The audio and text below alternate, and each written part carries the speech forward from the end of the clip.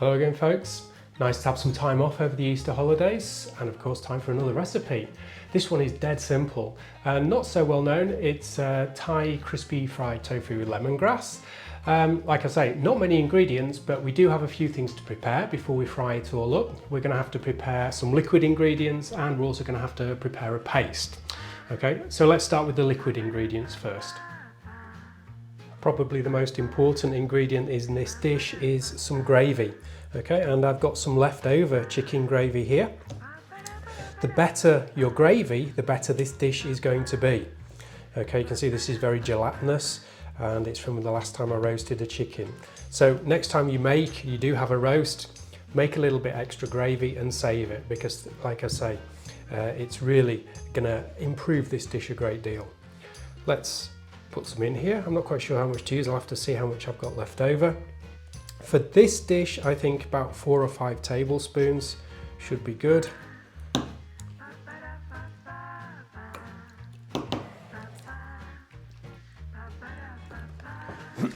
Next, 2 tablespoons of soy sauce.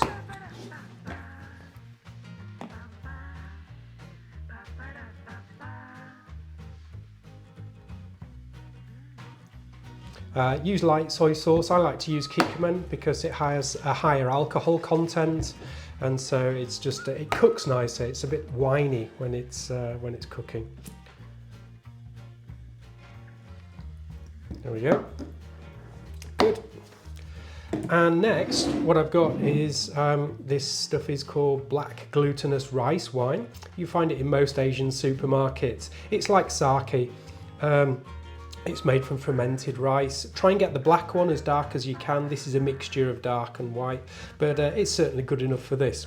What I've done is I've taken 2 tablespoons of this black rice sake and I've dissolved 1 teaspoon of palm sugar in it. Okay, the palm sugar is quite hard. This one anyway is quite hard, so it has to be warmed up in the microwave a little bit. I take a teaspoon out. It's just easier to dissolve it in the sake than just to put it in as it is. So let's tip that in. There we go. There's a little bit left in there. Let's grab that. There we go. There's one last ingredient I'm going to put in, and that's a teaspoon of monosodium glutamate.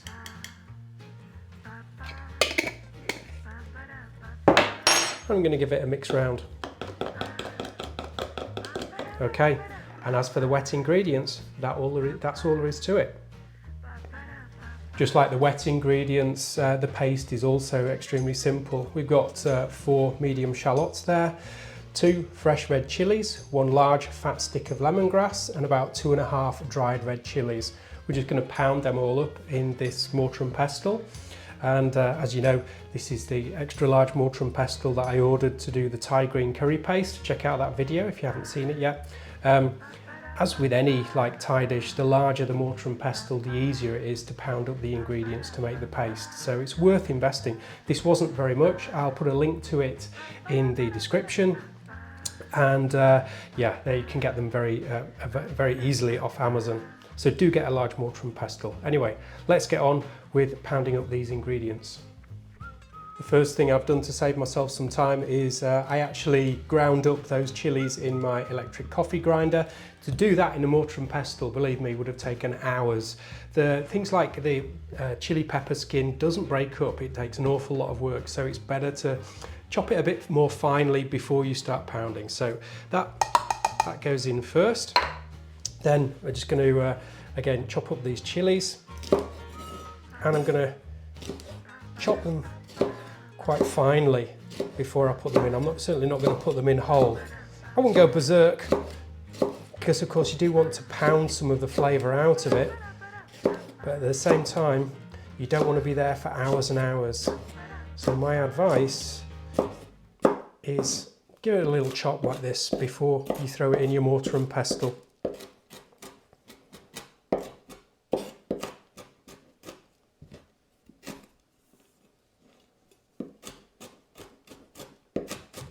Okay, that's enough. That can now go in. And remember, throw the seeds in as well. The seeds are important for the flavour.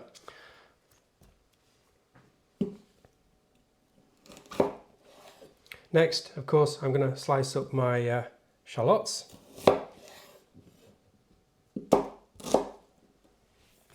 Okay, they can go in.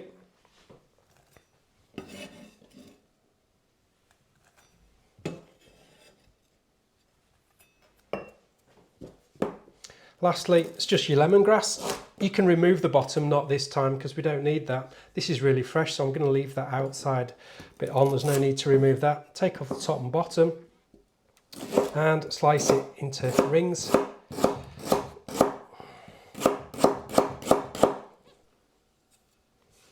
And that also can now go in the mortar and pestle.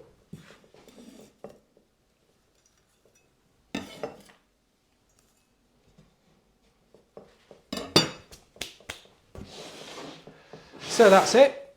Everything's in there. Start pounding.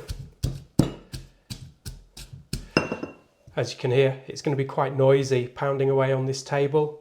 It's not that heavy. So I'm going to take this down to the floor where we can do the hard work, and we'll have a look at it once I've finished. After about half an hour's pounding, we've got quite a nice paste there. Certainly took a lot less effort than the Thai green curry paste, precisely because I chopped things up well beforehand. So for most of the ingredients, that's it. We've got our wet ingredients, we've got our paste sorted. There's only one last ingredient that we really need to prepare, and that's the tofu.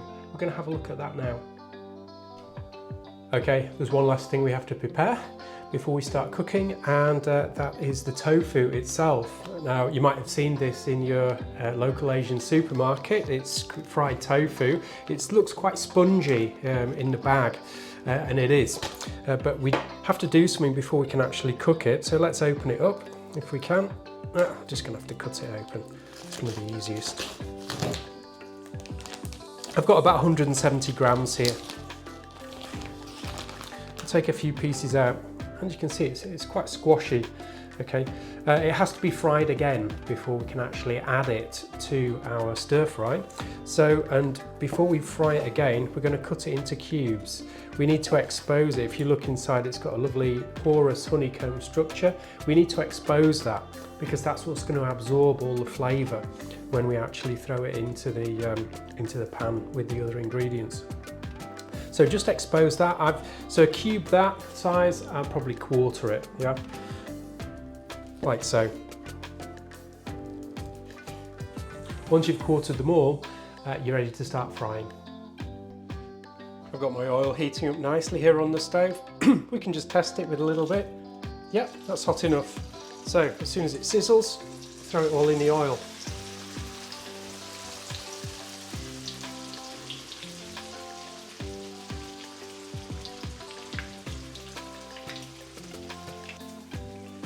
When it's done, it will take on a consistency and a feeling a bit like croutons. Yeah, they'll feel like very crispy, like soup croutons. You can hear them now. Yeah, now they're done, and you can just scoop them out. I'll turn the power off. Scoop them out and let the oil drain away on some kitchen paper.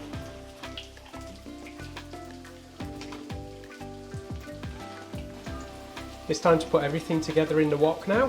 First of all, I've got about half an onion there, cut into fine quarter rings, and I'm going to fry this until it's nice and crispy and golden. What this does is it adds a really lovely sweetness and savouriness to the finished dish. The onions have browned up nicely now, so next thing to add is going to be the paste. It comes, wow, maybe we should have taken it out of this big heavy mortar and pestle. It's not easy to handle, but in that goes. And mix it with the onions. Once the paste has warmed up a bit and mixed with the onions, I've got some about 260 grams of vegetables here, very lightly steamed broccoli and green beans. It's still very al dente, but I don't want it too crunchy, so I just gave it a minute or two in the steamer. Throw that in now.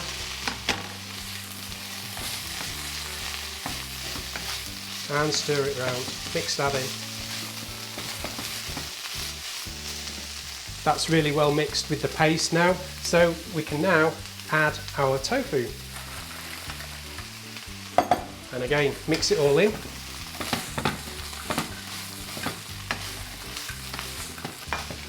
And this is where the magic really happens. It's time to add the wet ingredients, that lovely gravy.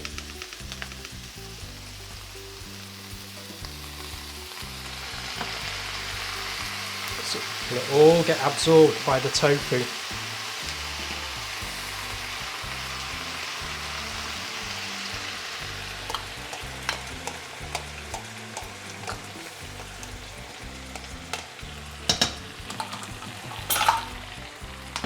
And make sure it's all evenly mixed in.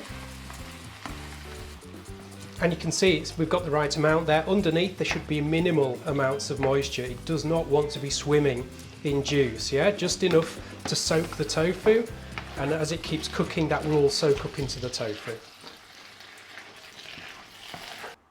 Okay, there it is, crispy fried tofu with lemongrass.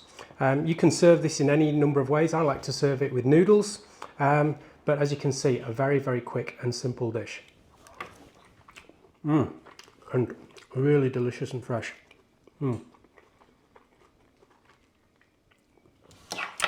So, hope you enjoyed the video and join us next time.